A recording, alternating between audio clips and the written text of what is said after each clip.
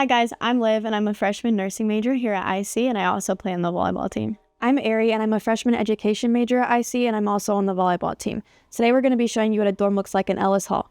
So before we got here, it was very plain, bare concrete walls. So we added a few things to spice it up and make it our own. So we'll start over here. Yeah, so we added this curtain just to hide like our clothes, some stuff. It just cleans it up really nice. And then we also have our headboard because pillows often fall off the bed. So now we'll move over here. We got a lot of fans, as you can see up here, because it gets really hot. And then we also both got a desk hutch. And so it just provides a lot of extra space to store things at my desk, makes the room look open and cute.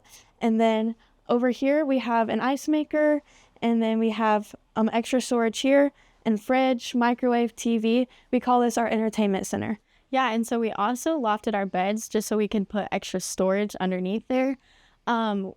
Here's some more fans like we said, and then we also have our bedside caddy. So it's just, you can charge your phone there at night, keep a TV remote there.